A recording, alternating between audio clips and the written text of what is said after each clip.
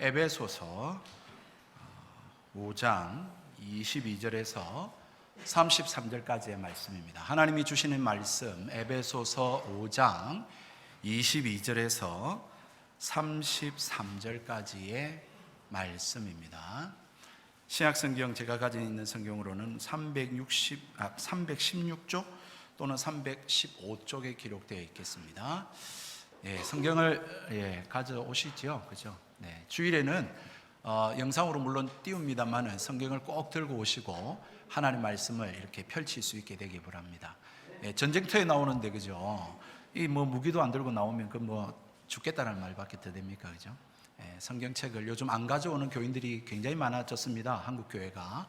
그래서 지금 목사님들이 반성을 많이 하고 있습니다. 이 영상이라는 것이 들어와 가지고 오히려 이렇게 교인들이 신앙생활을 더 게을르게 하게 만들었다, 이런 회개가 지금 목회자님들 사이에 있는데, 꼭 여러분 주일만큼은 성경책 가져오시고 찾으시고 그렇게 성경을 읽으시기를 축복드리겠습니다. 에베소서 5장 22절에서 33절 제가 봉독해 드리겠습니다. 말씀 보시고 들으시기 바랍니다. 아내들이여 자기 남편에게 복종하기를 주께 하듯 하라. 이는 남편이 아내의 머리됨이 그리스도께서 교회의 머리됨과 같음이니 그가 바로 몸의 구주시니라. 그러므로 교회가 그리스도에게 하듯 아내들도 범사에 자기 남편에게 복종할지니라. 남편들아 아내 사랑하기를 그리스도께서 교회를 사랑하시고 그 교회를 위하여 자신을 주신같이 하라. 이는 곧 물로 씻어 말씀으로 깨끗하게 하사 거룩하게 하시고 자기 앞에 영광스러운 교회로 세우사 티나 주름 잡힌 것이나 이런 것들이 없이 거룩하고 흠이 없게 하려 하심이라. 이와 같이 남편들도 자기 아내 사랑하기를 자기 자신과 같이 할지니 자기 아내를 사랑하는 자는 자기를 사랑하는 것이니라. 누구든지 언제나 자기 육체를 미워하지 않고 오직 양육하여 보호하기를 그리스도께서 교회에게 함과 같이 하나니 우리는 그 몸의 지체임이라. 그러므로 사람이 부모를 떠나 그의 아내와 합하여 그 둘이 한 육체가 될지니 이 비밀이 크도다. 나는 그리스도와 교회에 대하여 말하노라.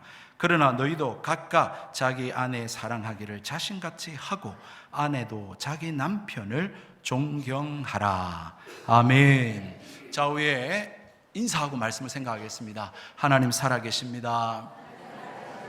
하나님의 은혜가 함께하길 바랍니다. 아멘을 크게 하십시다. 왜냐하면 오늘 말씀이 그런 말씀이기 때문에 그렇습니다. 오늘날 우리 주변에 싱글 라이프로 살아가는 사람을 흔히 우리가 만날 수가 있습니다. 2022년 행정 안전 통계 연보에 따르면 국내 전체 가구 대비 1인 가구 비율이 2021년 처음으로 40%를 넘었습니다.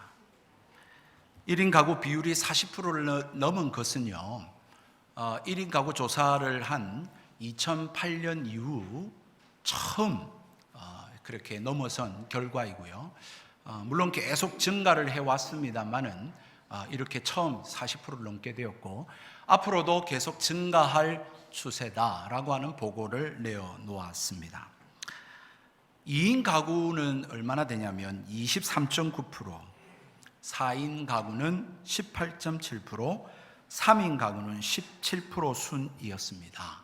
그런데 저와 같이 6인 가구 수는 통계도 나오지도 않았습니다. 계산을 해보면요, 5인 이상이 이렇게 통계에 안 나오는데 5인 이상의 가구 수는 기타로 해서 0.4%에 들어가는 것 같습니다. 제가 이거 성적을 이렇게 0.4%로 받았으면 여러분, 이렇게 나 혼자 산다라는 분들의 수를 이제 인구수로 하자면 700만 명이 넘습니다. 여기에는 결혼을 하지 않겠다라고 하는 미혼뿐만 아니라 사별 혹은 이혼 등을 포함한 모든 남녀 연령대를 포함하고 있는 수입니다. 이것은 우리나라만의 추세가 아니고요, 전 세계적인 추세입니다. 19세기 후반에 개인주의가 팽배를 하게 되어지고 대규모 도시화가 되어지고 또한 수명이 연장이 되어지고 또 이런 통신의 발달과 그리고 페미니스트 무브먼트, 소위 말해서 여성 신장 운동 등으로 인해서 독신의 인구의 수가 증가하고 있다라고 하는 사실입니다. 혼자 살아도 괜찮아 라고 하는 책이 있습니다. 그 책에 보면 1인 가구의 증가를 부추기는 원인으로 30대가 생각하는 몇 가지 이유 중에 가장 첫 번째로 여성의 역할의 변화로 그렇게 꼽았습니다. 성평등 문화의 발달과 여성의 교육 수준 향상, 그리고 사회적, 직업적, 경제적 측면 등에서의 여성의 권리와 지위가 향상되었다라고 하는 것이죠. 이러한 것들을 통해서 여성 해방 또는 페미니즘 운동 등의 움직임이 일어났고, 그래서 결혼과 가정이라고 하는 선택지가 있으면 거기에서 할 수 있으면 나 혼자라고 하는 선택을 하는 그러한 결과를 낳게 했다라고 하는 그러한 이야기를 하고 있습니다. 이러한 시대의 조류 앞에 사실 오늘 하나님의 말씀은 우리로 하여금 불편함을 느끼게 만듭니다. 아내들이여 자기 남편에게 복종하기를 주께 하듯 하라. 아멘이십니까? 남녀 모두가 다 평등한데 이 무슨 말씀이냐 라고 생각하실지 모르겠습니다. 남녀가 모든 국면에서 동등하고 평등하고 어떤 차별이나 구별도 해서는 안 되며 완전히 평등하다라고 주장하는 현대적 여성 해방 운동에 분명한 것은 어느 한편으로 동의가 되고 제청이 되고 받아들일 수 있는 사실이 있다라는 것 분명합니다. 하지만 이러한 주장을 모든 인류 보편적 가치나 진리로서 받아들인다면 거기에는 문제가 있습니다. 왜냐하면 오늘 우리의 성경의 가르침과 배치되기 때문입니다. 하나님의 신구약 성경의 원리와 진리로 말씀하는 이 가치에 대해서 손상을 끼치게 되기 때문에 그렇습니다. 그 결과 어떤 결과가 낳게 될까요? 규율이 깨어지고 질서가 무너지게 됩니다.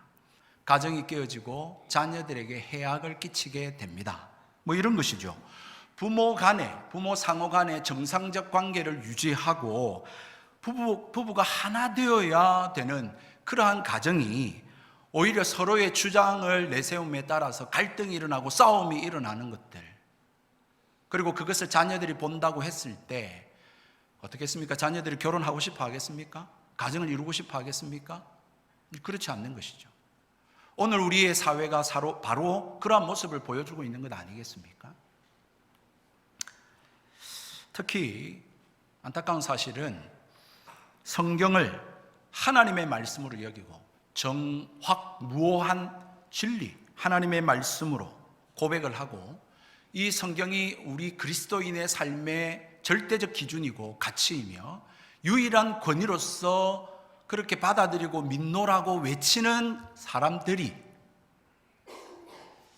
여러분, 이러한 성경과 배치되는 현대 사조에 대해서 분별하지 못하고 그대로 받아들이고 같은 생각을 하고 있다라고 하는 데서 저는 목사로서 우려를 금치 못하고 안타깝다라는 마음이 듭니다.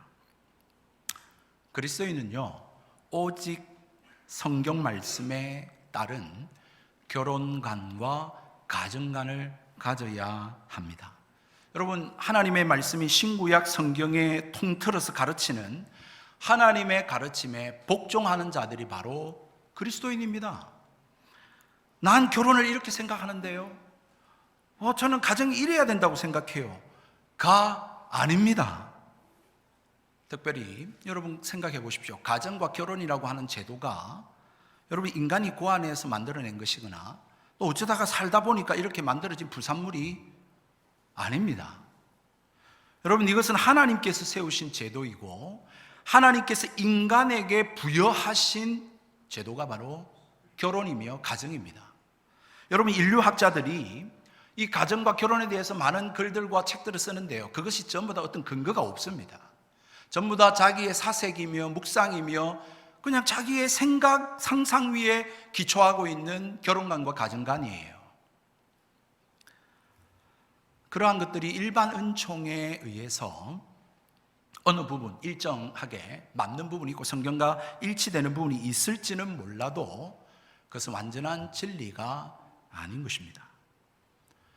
기독교를 영혼 구원, 그리고 뭐 천국 가는 거, 구원받고 지옥에 안 가는 거, 피하는 거, 그것만 가르치는 종교가 기독교라고 생각하시면 큰 오산이십니다. 기독교는 이 세상에 사는 날 동안 인간이 살아가는 그 모든 삶에 대해서 말씀하고 간섭하고 있는 것이 기독교입니다. 사실 오늘은 교회의 역을 따라서 교사주일로 보통 지키는데요. 우리 교사님들 참 아이들을 위해서 기도하고 가르치고 수고가 많이 있습니다. 그래서 정말 이 교회에서 어떻게 해줄 수는 없지만 주님의 은혜와 위로를 받으시기를 주의 이름으로 축복드립니다. 그러면서 오늘은 부부의 날입니다. 세계에서 부부의 날로 정한 것인데요, 남편과 아내의 관계에 대해서 오늘 말씀을 생각해 보면서 바르게 이해하고 그리고 바른 관계 속에서 행복한 가정을 이루기 위해서 오늘 이 말씀을 함께 생각해 보고자 하는 것입니다. 제가 결론적으로 말씀을 드리자면 오직 기독교 안에서만, 거듭나고 예수님을 주로 모신 사람들 안에서만 그 가정이 온전할 수 있고 부부의 관계가 온전할 수 있다라고 하는 말씀을 드리는 바입니다. 사실 헬라어 성경에는 이 에베소서 5장 22절에 복종하라 라고 하는 단어가 빠져 있습니다. 원문을 그대로 제가 직역해서 말씀드리면 이렇습니다. 아내들이여 남편들에게 죽게 하듯이 라고만 문장이 되어져 있습니다. 그렇다고 아내들이여 이 말씀으로부터 자유로우려고 생각하지 마시기 바랍니다. 복종하라 라고 하는 말씀이 원본에 없는 것은 이 말씀이 21절에 연결되어져 있기 때문에 그렇습니다. 여러분 21절에 주님께서 뭐라고 말했냐면 그리스도를 경외함으로 피차 복종하라 라고 하는 말씀을 해 놓으셨습니다. 오늘 이 시간 잠깐입니다. 에베소서 5장의 구조를 살펴보면 에베소서 5장 3절에서 21절까지는 예수님을 구주로 믿고 거듭난 그리스도인들이 빛의 자녀로서 어떻게 생활해야 되느냐라고 하는 말씀을 주고 계셨습니다. 그리고 나서는 21절로부터 6장 9절까지는 그리스도 예수 안에서 새로운 생활, 새로운 삶을 얻은 자들이 어떻게 관계를 맺고 어떻게 살아가야 되느냐, 가정 속에서 또 이웃과의 관계 속에서 그것을 말씀하고 있는 것이 바로 오늘 우리가 읽은 이 22절로부터 6장 9절까지의 말씀이에요.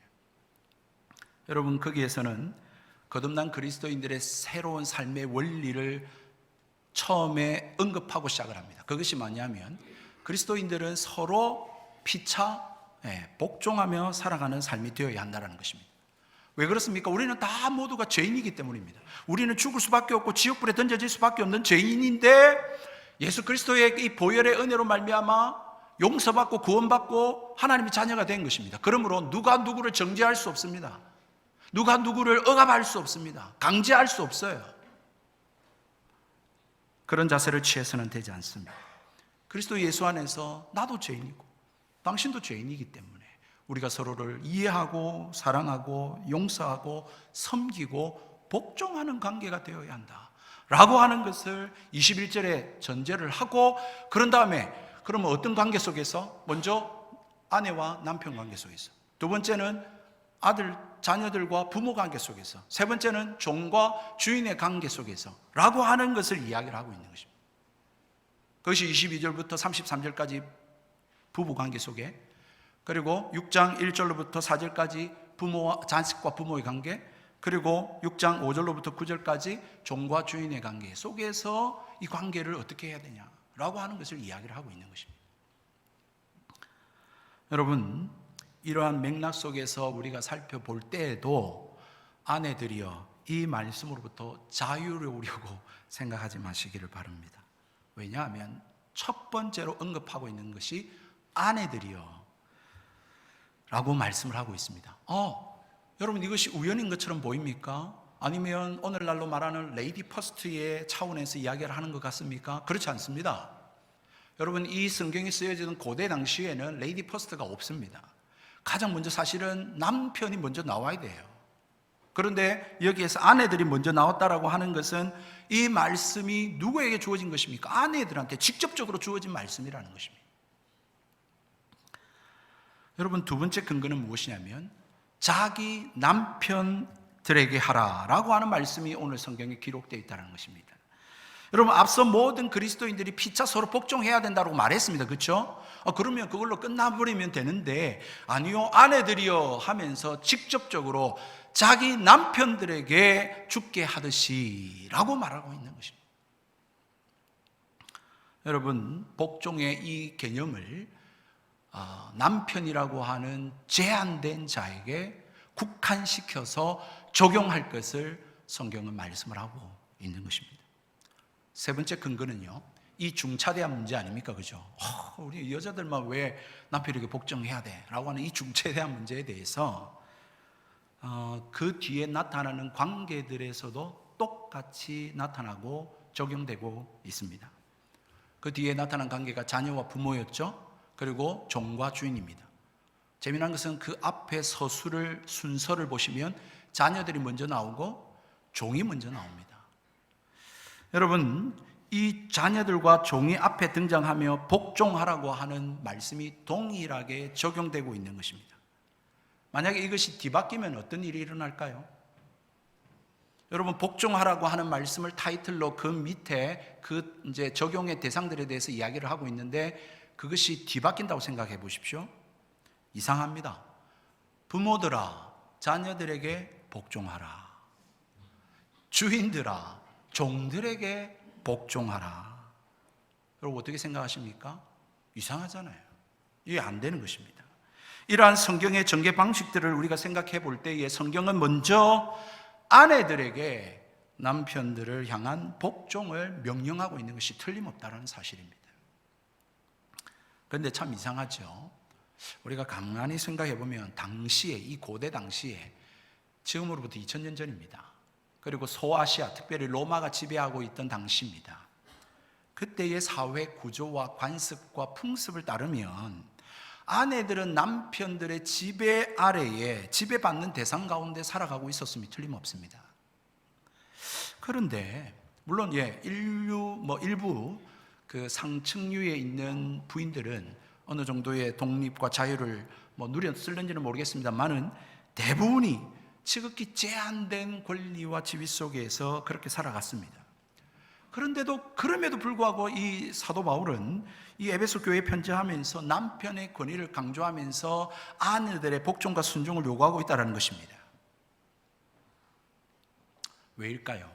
이 부분에 대해서 20세기 위대한 설교자라고 불려지는 영국의 마틴 로이드 존스 목사님이 계셨습니다. 그분이 설교하시면서 이런 이야기를 하셨는데요, 초대 교회에 이러한 일들이 있었다라는 것입니다. 한번 들어보십시오. 한 남편과 아내가 이방신을 섬기고 있었습니다. 이방신, 다시 말하면 이교도로서 그렇게 한 가정을 이루고 살고 있었습니다. 그런데 어느 날 아내가 복음을 받아들이고 회개하고 그리스도인이 되어졌습니다. 그리고는 이 아내가 복음을 깨닫고 말하는 것이 뭐라냐면, 내가 이제 자유인이 되었었어. 전에는 이해하지 못했던 것을 이제 알겠어. 남편이 깨닫지 못하는 것을 나는 이제 알게 되었어. 그렇기 때문에 난 이제 남편에게 매여 이런 식으로 계속 살 필요가 없어 라고 하는 이야기를 했다라는 것입니다. 그런 생각을 하게 된 거예요. 여러분은 뭐가 문제입니까? 이 여인에게 있어서 위험한 것은 예수 그리스도를 믿음으로 말미암아 새로운 삶을 얻고 새 생명을 얻었다라고 하는 것이 결혼관계, 믿지 않는 남편과의 결혼관계를 끊는 것으로 여러분 잘못 해석하고 있었다는 사실입니다. 여러분, 그렇지 않습니다. 여러분, 오늘 이 말씀에서 우리가 이 이야기를 통해서 이것이 초대교회에 흔히 일어났던 일이라고 하는데요, 이러한 부분에서 우리가 이 말씀이 왜 어떤 배경 속에서 주어지는지를 우리는 알게 됩니다. 다시 말해서 여러분, 여기서 성경에서의 복종은 기존의 질서, 사회 질서와 연결되어 있다는 것을 알게 됩니다. 기존 하나님께서 세우신 그 형성된 사회 질서를 여러분 잘 유지하고 더 아름답게 만들어 가기 위해서 피차 복종해야 된다는 것입니다. 여러분 또한 이 죽게 하듯 하라라고 하는 말씀에서도 동일하게 찾아볼 수 있습니다. 다시 말해서 죽게 하듯 하라, 이 복종의 관계를 말입니다. 그리스도와 교회의 관계를 염두에 두고 그것을 기반으로 해서 한 말이지, 당시에 통용되던 그 사회적 통념 속에서의 복종의 개념이 아니라고 하는 사실을 우리는 알 수 있는 것이죠. 만약 그렇다면 너희들이 세상에서 통용되는 그 개념에서 복종해라 이랬겠지만, 여러분 오늘 성경에는 죽게 하듯 하라고 말씀하고 있지 않습니까? 즉 다시 말해서 그 당시에 사회적으로 통념되던 복종의 개념은 어떤 의미였습니까? 강압적이었죠. 불의해도 악하더라도 무조건적으로 따라야 된다라고 하는 의미가 담겨져 있었습니다. 그러나 그리스도와 교회 관계 속에서의 복종을 생각하면 여러분 전혀 새로운 의미로 해석이 됩니다. 무조건적이고 일방적인 그런 복종을 요구하는 것이 아니라 그리스도께서 교회를 위하여서 행하신 일이 우선되어지고 전제가 되기 때문에 그렇습니다. 여러분 사도 바울은 우리 사실은 에베소서를 1장부터 이렇게 강의하면서 이 말씀을 보면 더 와닿는데요. 여러분 사도 바울은 에베소 교회를 향하여 1장부터 4장까지 계속해서 뭘 이야기해 왔냐면 예수 그리스도께서 교회를 위하여 어떤 일을 하셨는지를 계속 설명해 왔습니다. 특별히 예수 그리스도께서 이 죄인된 우리들을 위하여서 십자가를 지시고 희생 제물이 되셨다라고 하는 사실들을 강조합니다.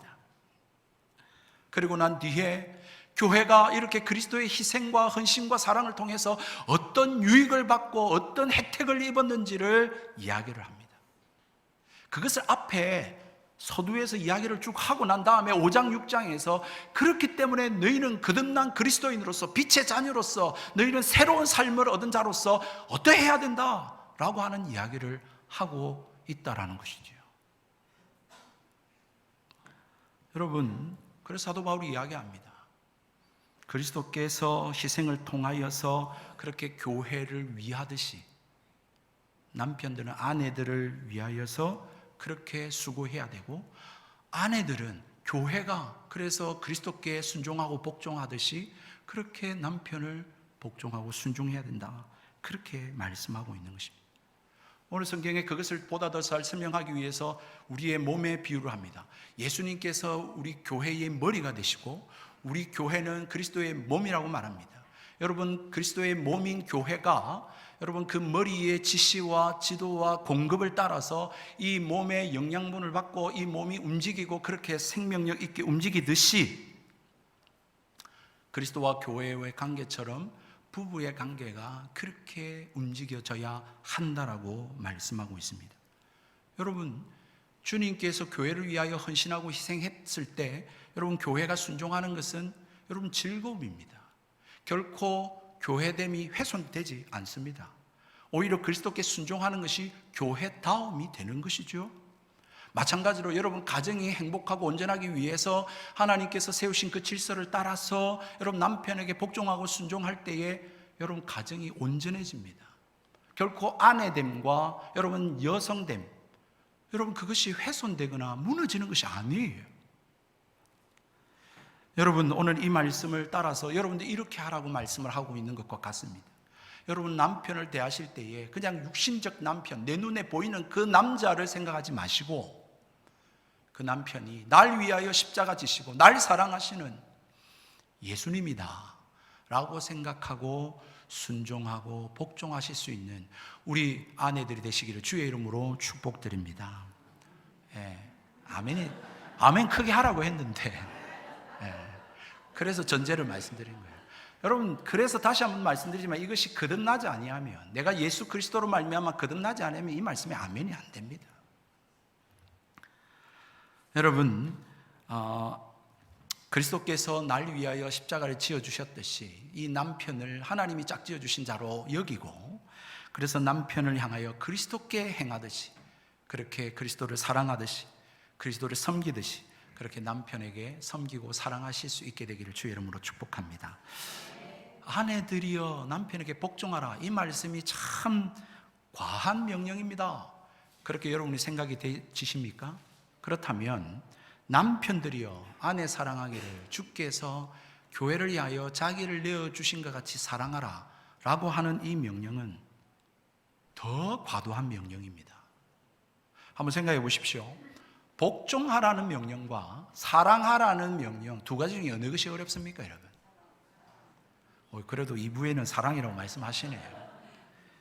여러분, 둘 다 사실 어렵습니다. 둘 다 어렵지만 굳이 둘 중에 하나를 선택하라 그러면 사랑하라고 하는 명령이 더욱 어렵습니다. 왜냐하면 여러분, 복종하라는 명령은 내가 원치 않더라도 해야 된다고 한다면 억지로라도 하고 형식적으로라도 할 수 있습니다. 그런데 사랑하라고 하는 계명은, 이 명령은 일단 내 감정이 움직여야 됩니다. 내 마음이 사랑하는 감정이 생겨야 사랑을 하죠. 어떻게 사랑을 억지로 할 수 있습니까? 뿐만 아니라 이 사랑이라고 하는 것은 전제가 뭐냐면 희생이 전제가 되어 있습니다. 그렇기 때문에 사랑하라고 하는 이 계명이 사실은 지키라고 하는 것이 더 어려운 일인 것이죠. 25절에 남편들아 아내 사랑하기를 그리스도께서 교회를 사랑하시고 그 교회를 위하여 자신을 주심같이 하라고 말씀합니다. 여기에 전제는 뭡니까? 그리스도께서 교회를 위하여 자신을 주심같이, 이것이 핵심입니다. 이 말씀에 따라서 교회는 그리스도의 희생과 헌신과 사랑의 열매가 교회입니다. 예수님이 십자가에 못 박혀 죽지 않았으면 교회는 오늘날 없습니다. 그렇지 않습니까? 교회는 이 그리스도의 사랑 위에 서 있고, 교회는 이 그리스도의 사랑을 먹고 자라나는 곳이 바로 교회입니다. 그 교회를 향한 그리스도의 사랑이 구체적으로 어떠했다고 말씀하고 있습니까? 죽기까지, 자기를 내어주시기까지 희생과 헌신으로 말미암아 그 사랑이 표현되었다라고 말씀하고 있습니다. 이것은 사도 바울이 계속해서 강조하는 바이고 성경이 계속해서 이야기하는 바입니다. 우리는 그 전제 위에 우리의 삶을 살아가야 되는 것입니다. 남편들이요, 이 사실을 기억하셔야 됩니다. 오늘 성경에 아내들이 남편에게 복종하면 내가 아내를 위해서 죽기까지 사랑하겠다 이렇게 되어 있습니까? 남편들 왜 대답은 안 하시죠? 성경에 그렇게 되어 있지 않습니다. 아내의 복종이 전제로서 남편은 아내를 죽기까지 사랑한다? 그렇게 되고 있지 않습니다. 그리스도와 교회의 관계가 그렇기 때문입니다. 우리가 아직 죄인 되었을 때, 우리가 원수 되었을 때, 우리가 천지도 모르고 우리가 범죄하고 살아갈 때에 하나님은 우리를 사랑하셔서 독생자 예수 그리스도 이 땅에 보내시고 십자가에 내어주신 것입니다. 그렇게 해서 그 사랑으로 말미암아 우리를 변화시키시고 감동시키시고, 그래서 오늘날 교회가 세워지게 된 것입니다. 마찬가지로 가정이 온전케 되기 위해서는 아내가 내게 먼저 복종하면 이 아니라 남편이 그 아내를 위하여 자기를 내어줄 때, 먼저 그것이 될 때 그렇게 가정이 온전하게 세워질 수 있음을 오늘 성경은 말하고 있는 것입니다. 두 번째 기억해야 됩니다. 여러분, 오늘 성경에 아내들에 대한 명령이 깁니까? 남편들에 대한 계명이 깁니까? 남편들에 대한 계명이 더 깁니다. 여러분, 22절부터 24절까지가 아내들에 대한 계명이라면 25절로부터 사실 여러분 33절 상반절까지 여러분 남편들에 대한 계명이고 거기에 대한 설명들입니다. 여러분, 왜 그럴까요? 왜냐하면 그리스도께서 교회를 위해서 하신 일이 더 많고 깊고 놀랍기 때문에 그런 거 아니겠습니까? 따라서 남편이 책임져야 될 것이 더 크고 해야 될 일들이 더 다양하고 또 더 광범위하기 때문에 남편들에게 대해서 더 많은 말씀으로 설득하고 권면하고 있는 것입니다. 여러분, 그리스도께서 우리를 위해서, 교회를 위해서 십자가를 지시고 자기를 희생제물로 드리심으로 말미암아 어떤 일들이 일어났습니까? 우리가 정결함을 받죠. 우리가 깨끗함을 입게 됩니다. 뿐만 아니라 하나님 앞에 영광스러운 자리에 참여하게 되어지고 티도 없고 주름도 없고 흠도 없는 거룩한 주의 신부로 설 수 있게 되는 것입니다.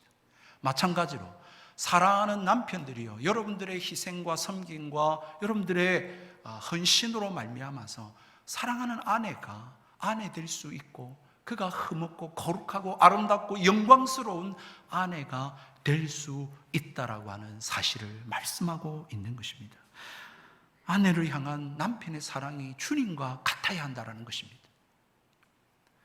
남편의 온전한 자기 희생적 사랑이야말로 아내를 아내 되게 합니다. 온전하게 합니다. 아름답게 만듭니다. 그리고 온전하게 남편에게 순종하고 복종할 수 있게 만듭니다. 여러분, 사랑이 없는 복종은요, 그것은 추악한 것입니다. 그것은 수치스러운 것입니다. 그거는 억지적인 거예요. 그렇지 않습니까? 이러한 남편, 자기 희생적으로 아내를 사랑하는 남편을 둔 아내들은 진정 복 있는 자들입니다. 정말로 존재적으로 특권을 누리고 있는 여인들이죠. 여러분, 오늘 이 부부의 관계에 대해서 여러분 어떻습니까? 너무 이상적이지 않습니까? 이걸 어떻게 이렇게 할 수 있을까? 어떻게 남편을 예수님처럼 생각할 수 있을까? 어찌 아내를 위해서, 내한테 따박따박 잔소리하는 저 아내를 위해서 여러분 내가 어떻게 죽기까지 희생하고 헌신할 수 있겠습니까?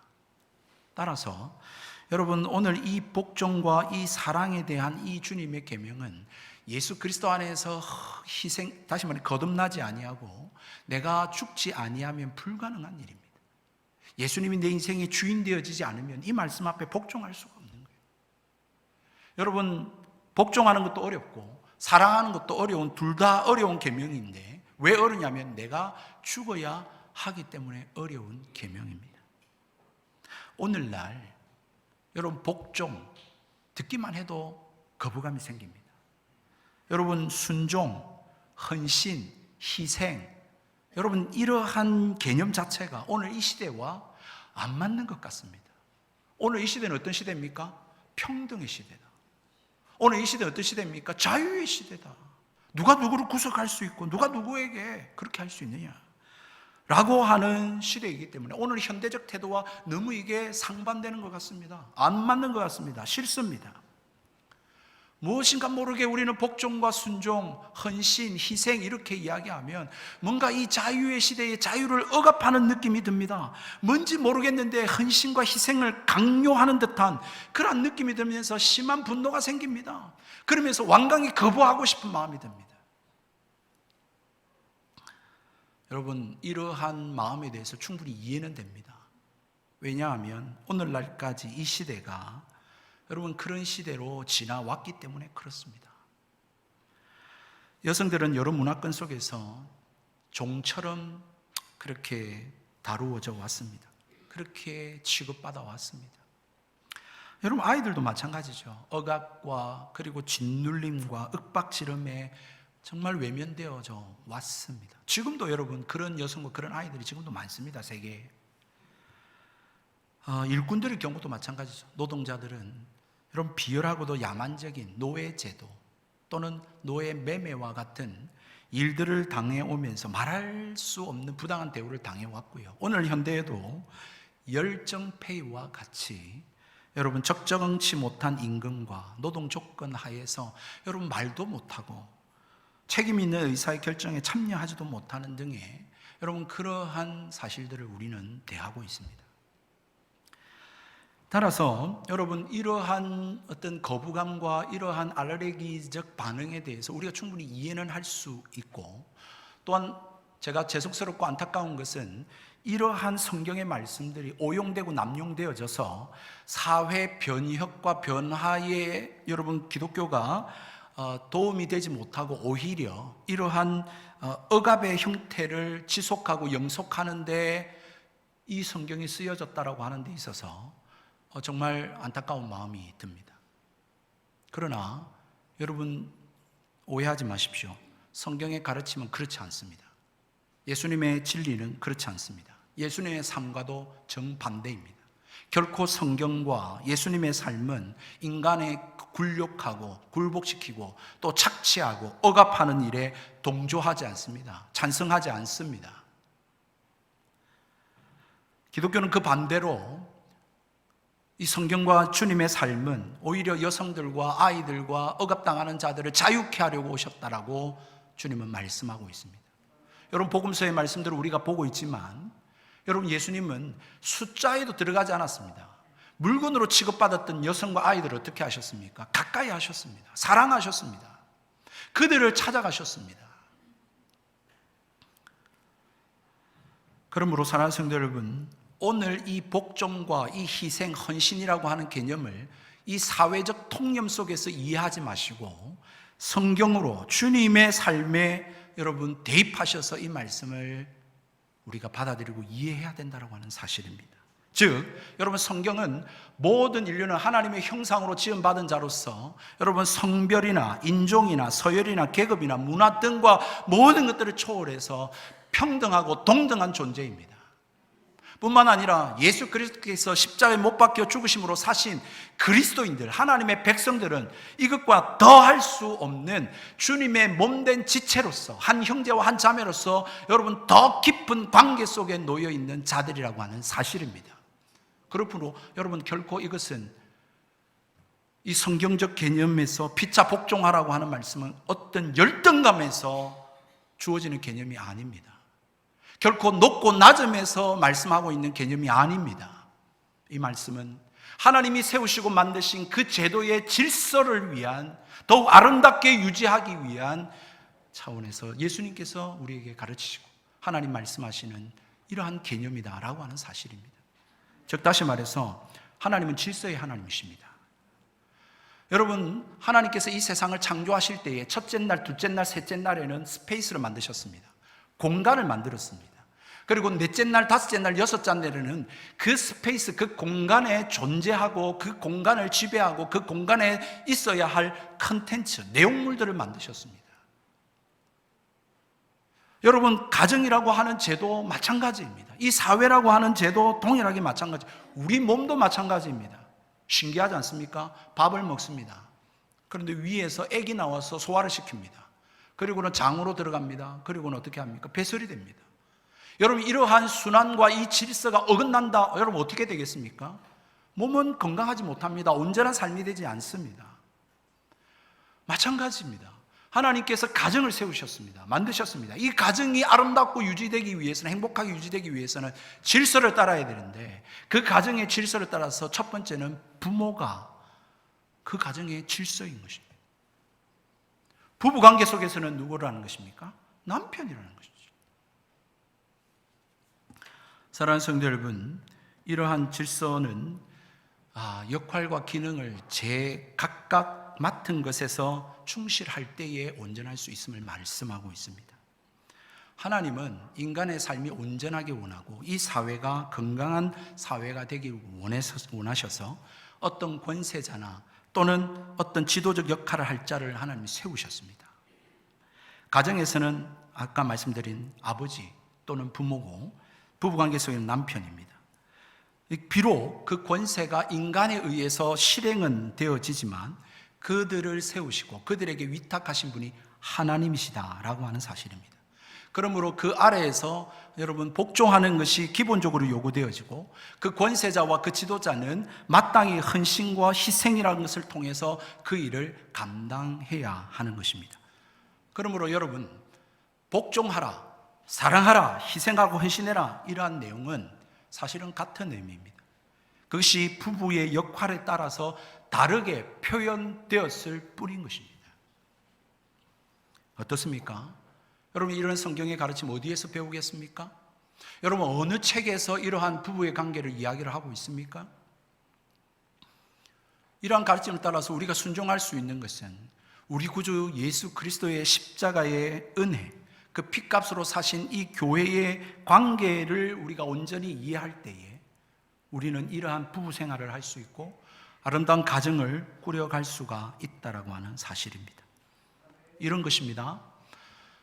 여러분, 남편은 아내를 사랑하되 죽기까지 사랑해야 됩니다. 남편이 가정에서 어떤 일들을 결정할 때에 그 결정은 아내를 위하고 아내를 사랑함으로 내리는 결정이고, 그 책임에 대해서 남편이 전적으로 지는 것입니다. 그럴 때에 아내는 남편을 신뢰할 수 있습니다.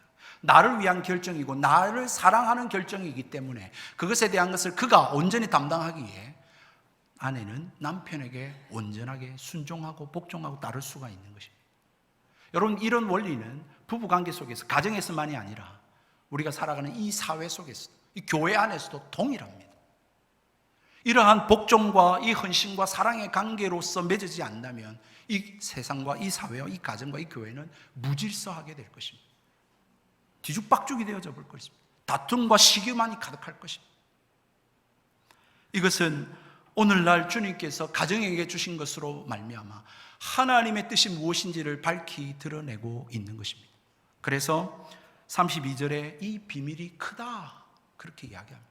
그리고 이 부부관계를 통해서 그리스도와 교회에 대해서 말하는 것입니다. 부부의 관계를 통해서 어떻게 저 부부는 저럴 수 있어? 우리 예수 믿는 가정이거든요 라고 말할 수 있게 하라는 것입니다. 우리의 가정은 그냥 우리 두 사람만 좋아서 살아가는 가정이 아니라 하나님의 영광을 드러내고 복음을 전하기 위한 통로로 하나님이 세우신 가정입니다. 그러므로 말씀을 정리하겠습니다. 사랑하는 성도 여러분, 아내들이여 남편에게 복종하시되 교회가 그리스도께 순종하고 복종하듯이 하십시오. 남편들이여 아내를 사랑하시되 예수 그리스도께서 교회를 위하여 자기를 내어주시고 십자가에서 죽기까지 사랑하셨듯이 그렇게 사랑하게, 그렇게 순종할 수 있게 헌신하시기를 주의 이름으로 축복합니다.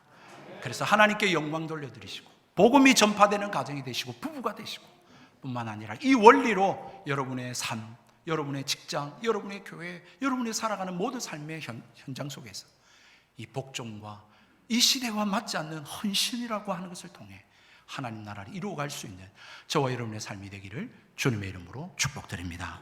우리 함께 찬양하십시다.